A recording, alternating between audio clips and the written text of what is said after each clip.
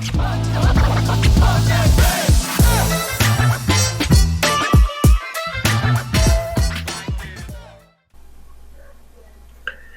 guys, welcome into this week's video. Continuing with this format, I think it worked pretty well last time other than the fact that I cut my head off. But today, this week's video, I want to get into 10 drivers that have stuck out to me this year that have really improved. And there's obviously a lot more than 10 drivers that could have made this list, but just scrolling through all the stats and spreadsheets that I have, these are some of the guys that have certainly stuck out to me. So get right into it, and we're going to start with the most obvious one, and it's Ryan Timms, Knoxville Nationals winner, Tuscarora 50 winner. He this season has basically doubled his career win total in a winged 410. Prior to this season, he only had 16 career 410 wins, and he has 15 this season, and the season's not over, so he might very well double that win total. He's got 15 more top fives. He's got, almost double the top tens that he had last year.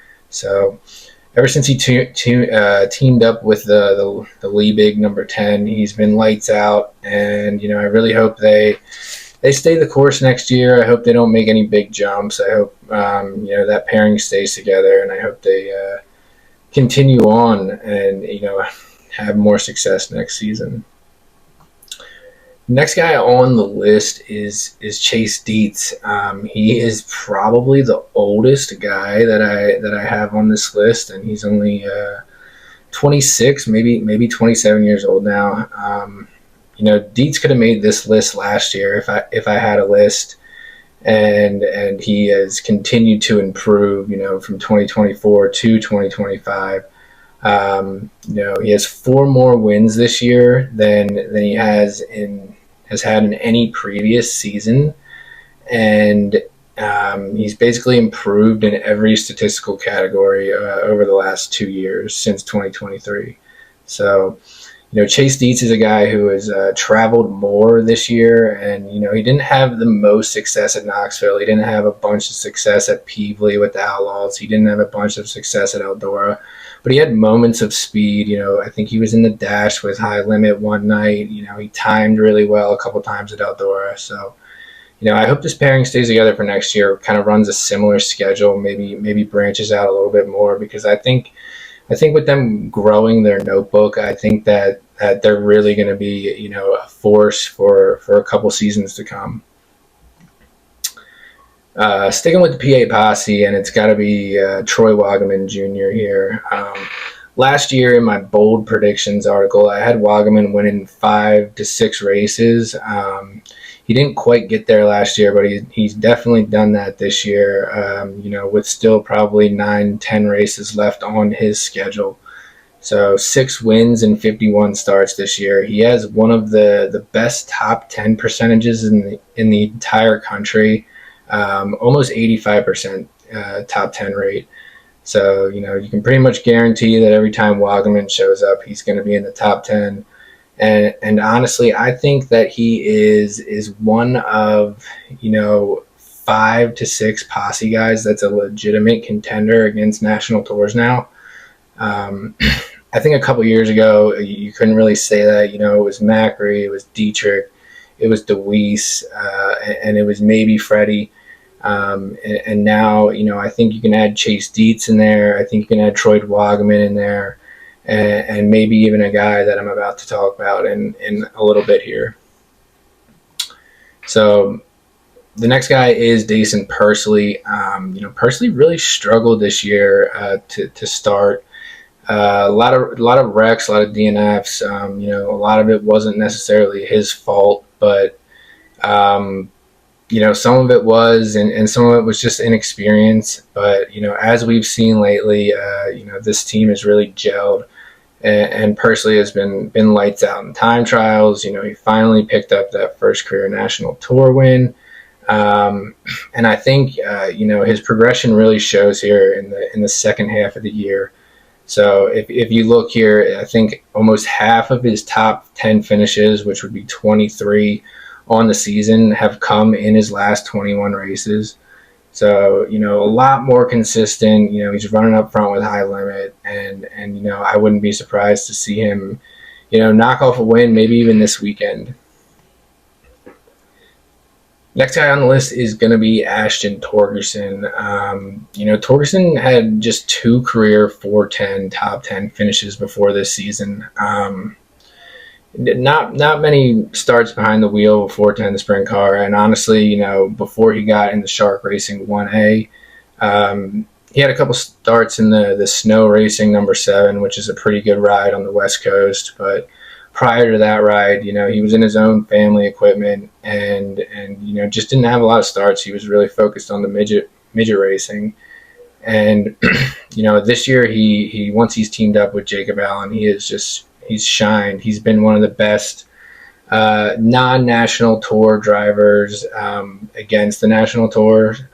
He's got 17 top 10s, 4 top 5s. We just saw him go 21st to 4th at Eldora at the 4 Crown, and you don't do that if you're not a really good driver. So as good as the 1A is, I've talked to Dominic Scelzi about it, and the guys from the Drivers Project saying that the 1A is low-key one of the best cars in the country, but you still got to be able to drive the thing. And Ashton Torgerson has made mistakes this year, but he's definitely wheeling the heck out of that car, and I'm excited for what this team's going to do next season, because I think they could knock off some wins, definitely more than the 1 win that they have this year. And again, sticking with the posse, this is a posse favored video, I guess. That wasn't really planned. It was just, I was looking, down the list, and these are the guys I came up with. So Cameron Smith, young Pennsylvania racer, is behind the wheel of the Lefevre number 75. And, last season we saw him pick up, his 2 first career 410 wins. And he had moments where he was really good at Williams Grove and Lincoln. And this year it's only gotten better. He's gotten much more consistent. He has 2 wins just like he has last year, but he's been running up towards the front a lot more. Doubled his top 5s. He's got 8 more top 10s. And I think we saw him get that I guess, that all-important win when Buddy Kofoid showed up at Williams Grove one night for a local show, and Cameron Smith ended up outdueling him and taking home the win. So Cameron's been really impressive this year. Like I said, I think he's only like 18, 19 years old. So I don't think it's a hot take to say that he's one of the best prospects in Pennsylvania right now, and he's only getting better. So next guy is Bryce Lucius. Yeah, we saw him kind of burst onto the scene last year when he got some wins in Ohio. Still only 18 years old, I want to say, and he's branched out more this year. We saw him run with the Outlaws at the beginning of the year a little bit, and I really think that experience has helped him a lot, because he's picking up a lot of wins at Butler. He's picked up a few wins in Ohio for 5 total wins this year. He's 4 top 5s in 2024, and now he's got 16 in 2025 already. And he's tripled his top 10s as well. So with more laps under his belt, he just keeps improving.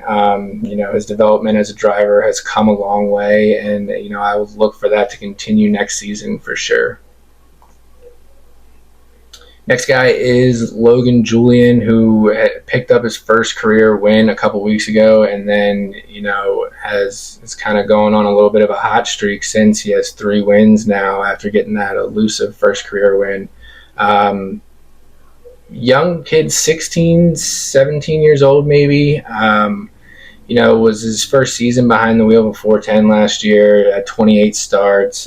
Primarily ran with the IRA. And he had a couple good runs, 1 top 5, 7 top 10s. This year he started the season in the 73, the Gibbsville Cheese car. ran a couple races with the Outlaws and ended up parting ways with that team.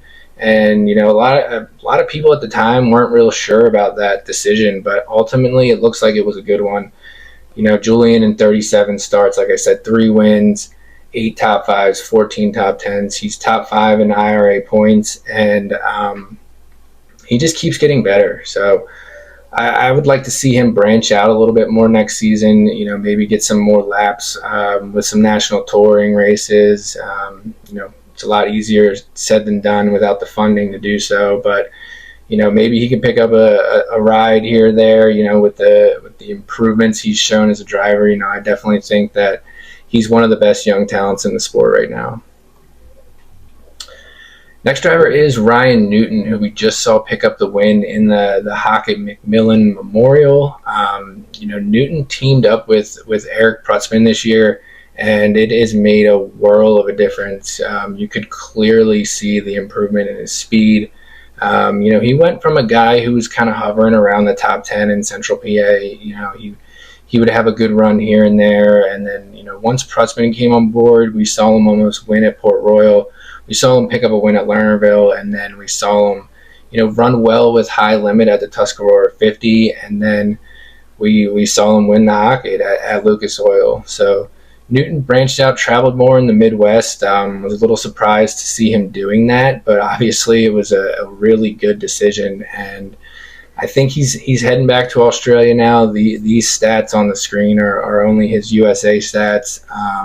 So I wouldn't be surprised if Ryan Newton returns home to Australia and has a really good year over there. And the final guy on the list is Casey Jedrzejek, young driver who races in Ohio primarily, races in Michigan as well. Last year he picked up that first career 410 win. He had 36 starts. It was his first season in a 410, I want to say, so he was still learning the ropes. And we saw him get a lot better towards the end of 2024, and I think he picked up right where he left off in 2025. Shocked the world when he was on the pole for the Kings Royal this year. 3 wins, 11 top fives, 22 top tens, and I really like this pairing in the Neumeister 11N. This is a car we've seen Buddy Kofoid drive in the past before, when he was getting his career started, and I kind of like that Jedrzejek's in it now, and I hope to see them continue next year, kind of run a similar schedule, maybe branch out a little bit more, and I think we could see Jedrzejek, definitely, pick up a big win here in the next year or two behind the wheel of a 410 sprint car. So those were my 10 guys, and I'm going to move into the upcoming schedule this weekend and just pick some winners. It's a super light schedule. I'm super sad that the season is winding down. I think there's only 1, 2, 3, 4, 5, 6, 7, 8, 9, 10, 11 races this weekend, and that's usually we get 22 or something like that. So World of Outlaws are at Millstream on Friday. I'm taking Carson Macedo in that race. Not too many Outlaws in the field have laps at this configuration of Millstream. But I just like Macedo on tracks like this. We saw some good racing at Millstream. I want to say maybe it was with the Fast Series, or maybe it was the last time the All-Stars were there. I think they put on a really good show.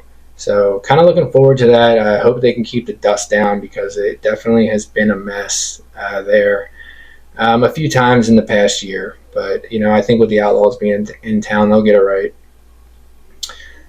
Don't know if Cole Duncan will be at Millstream. He might be at Millstream, but if he is at Skyline, this new Gladiator Sprint Tour is going to be there for this annual, I think they call it the Harvest 50 at Skyline. If Cole Duncan's not there, let's say Tyler Gunn is going to win. And then switching to weekly Jacksonville, with Paul Nienheiser getting hurt, I think Will Armitage has taken advantage of that, and he's been kind of the guy to beat there. I haven't looked at Joe Miller's schedule, but he usually sneaks up to Jacksonville when the Power Eye guys are off. So if Joe B's there, he'll have a shot to win as well. Williams Grove, let's go with Brock Zierfoss there. I saw that there was a bounty on Brock Zierfoss. I didn't really read the details on why that is or what's going on there, but I think if Brock Zierfoss wins the race, he gets more money than if if it was just a normal show at Williams Grove this week. But a little extra motivation for Brock there. I think he's been fast lately, and tuning up for the National Open. I think these Posse guys are going to be at their best. On Saturday, the World of Outlaws are moving over to Sharon. Slick track, can get up on the fence. I like Buddy Kofoid in these situations. David Gravel probably won't be bad there. He gets around the slick tracks really good. And don't count out Dale Blaney. He's been lights out at Sharon. Not sure if some of the cars he has been racing are exactly outlaw legal, but he knows how to get around there, obviously, and will certainly be in contention. Bridgeport, I'm going with Dason Pursley. High Limit went to Bridgeport, I want to say 2 years ago, 2023, when it was still kind of a midweek deal. But not a ton of guys in the field have laps there. Rico does, and Peck does. But Pursley is a guy who ran the end of the year race at Bridgeport with Buick Motorsports, and he has non-wing laps around there, and Bridgeport's a track that suits his style. If they can get the surface right, expect some high-speed sliders here, and it's just a track that I really like Pursley at, and I think he could pick up his second High Limit win this weekend. IRA has their finale at Plymouth. All Blake Niemi has to do is sign in and qualify, and I believe he will be the IRA champion this year. Kind of odd to say this, being the IRA champion, but Niemi's kind of had a down season compared to last year. He's been super consistent, but hasn't quite found victory lane, and I am predicting that to change this weekend. He's really good at Plymouth. I think he was in the top 5 at Plymouth almost every race last year there, and I think he gets it done.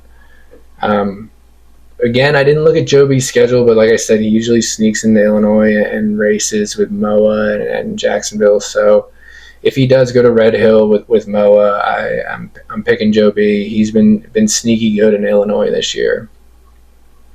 The Posse is at Lincoln. So the guys who don't go to Bridgeport, I like Wagaman to probably be. I don't know. Freddie will probably stay at Lincoln. I'm assuming he's running for points. So I'm taking Wagaman to pick up win number 7 this year. And finally, High Limit on Sunday at Path Valley, and I'm going with Brent Marks because he ran well there in the PA Speed Week race. Chase Dietz won that race. Marks was on the podium. So look for Chase Dietz to be good there. He could be a sneaky pick to win this one, but ultimately I'm going with Brent Marks. So that's all I got for you guys this week. Don't forget to like the video. Don't forget to subscribe to the channel. I'm hoping next week I'm going on vacation and ultimately hope to end up at Tulare on October 4th for the NARC race, and I believe the SCCT 360s are there as well. So hopefully probably going to try to create some content out of that and come up with a pretty cool video for you guys. So thanks for tuning in, and I'll see you next time.